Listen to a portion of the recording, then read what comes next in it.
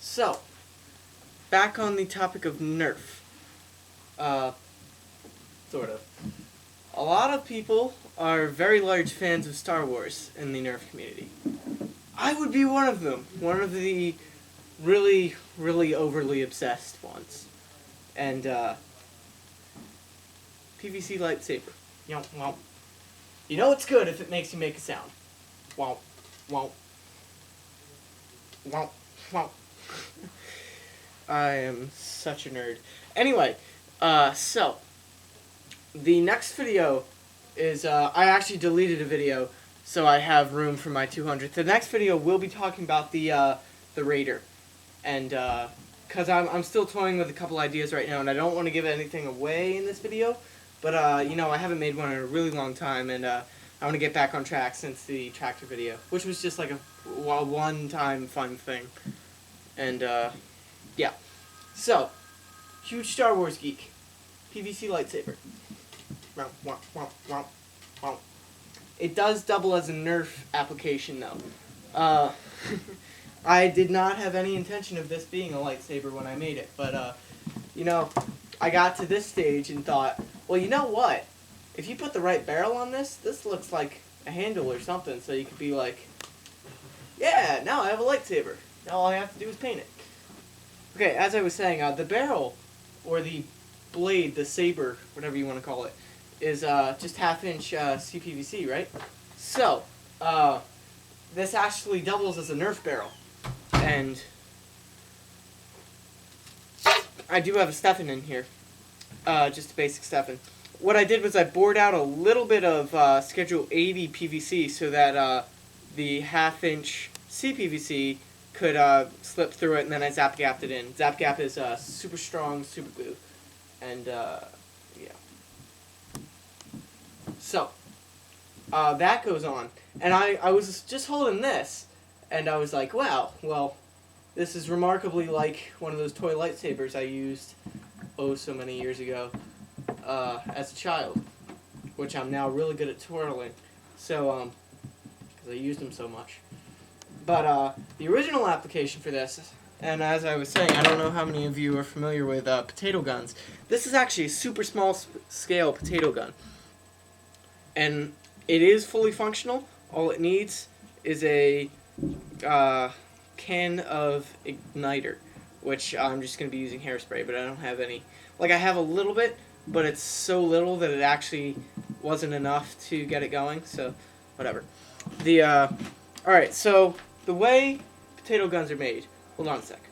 Alright, I'm not going to spend a lot of time on this, because a lot of us already know how these are operated and stuff. A potato gun is just a piece of PVC, which has some fittings and stuff on it, and you put compressed air in it, which could be, which is a pneumatic system, or you could fire it off a combustion system, which uses some sort of flammable material that you put in the combustion chamber, which would be everything except the barrel. And if you're using combustion, there are a couple ways to make it fire. I used the classic grill lighter.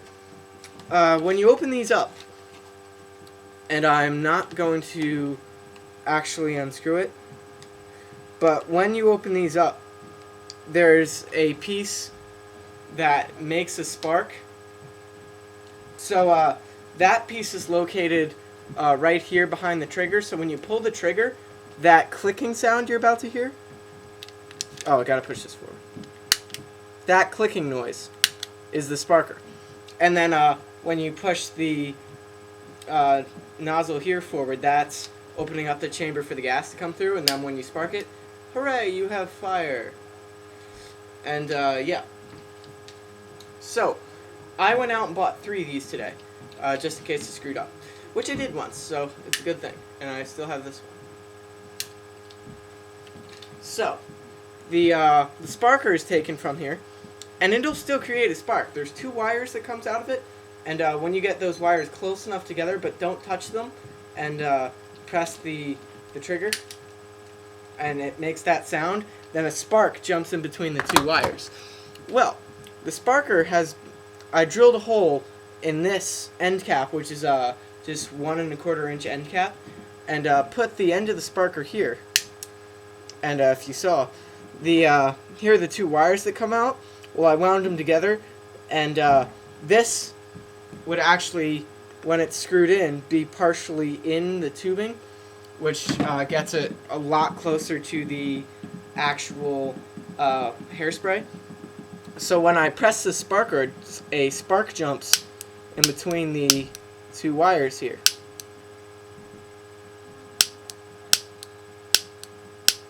And it's a blue spark, which means it's pretty powerful. It's a pretty hot spark. So, get some hairspray in there. You screw this back in. Put your barrel on. Spark it. And that spark has enough heat in it that ignites the whole hairspray, which then shoots whatever you have in the barrel out of the barrel and a few hundred feet. So that's how spud guns work. Well, I decided, you know what, I'm making a really tiny one and I'm just going to use it for nerf. Sorry, I just lost track of what I was doing. Oh yeah. So that's how a spud gun works, right? Well, spud guns are a lot bigger than this. They usually use like 3-inch PVC, and they're as large as my Guardian over here.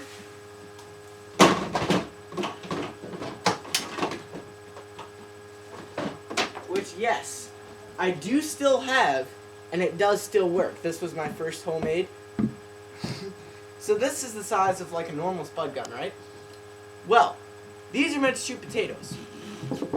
Mine is just real tiny, can't build up a lot of pressure in it, and that's ideal. Because mine is just shooting a tiny little Nerf dart. And I'm going to go get fuel for this tomorrow. And if my calculations are correct, it should shoot a Stefan dart out of a 18-inch barrel about 300 feet flat. But then again, my math might be off. So, I'm going to be making an update video about this after the 200th video. So, it does work. I just need to go get fuel for it. And I am going to paint it to look like a lightsaber. And in hindsight, I could actually make the igniter up here, so it would be like, and then to turn the blade on, and then I would shoot someone, which lightsabers don't do, but what are you gonna do? It'd still be cool to be like, hey, I can turn my lightsaber on. Oh, wait, I just shot a hole through you. Sorry. Lightsabers don't do that. Well, mine does. So, you might be thinking, this is kind of dangerous. Well, yes, it is kind of dangerous. I would never, ever shoot this indoors. Never, ever shoot it at somebody else. The only reason I made this was just to see how it would work, because I've never made a spud gun before, and that's why I just made a really small one. So if it explodes or something goes like horribly wrong, it's only on a small scale. So this is, I think, the only one I'm ever gonna make, and I just wanted to make one to see how it works. But if it does work, then I'm going to create an arm mount for it and a trigger combustion system.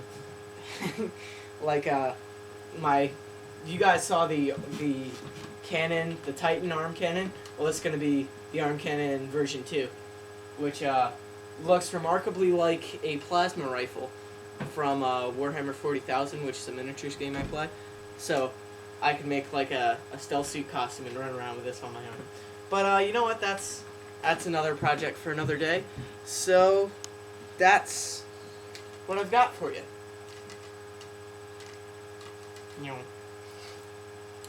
So yeah, other videos soon to come. As I said, the Raider video, and I got a new laptop. This is a very tiny netbook, and as you see, my hand, I have big hands, mind you though, reaches almost entirely across it. So it's not a very big laptop. It's not a laptop, it's a netbook. That's entirely for school, which means I can devote my Mac entirely to YouTube and my business on YouTube. So that is what I bought with the rest of last month's paycheck, which I think was like, it was like $250 shipped. So the netbook. So yeah, that, and I have 2 new sort of secret creations to show you guys after the Raider as well. So sorry I haven't been making videos lately, but many good things are in the works. So just be patient. I know that's kind of hard to ask a 10-year-old audience, but what are you gonna do? So worth the wait. See you guys next video.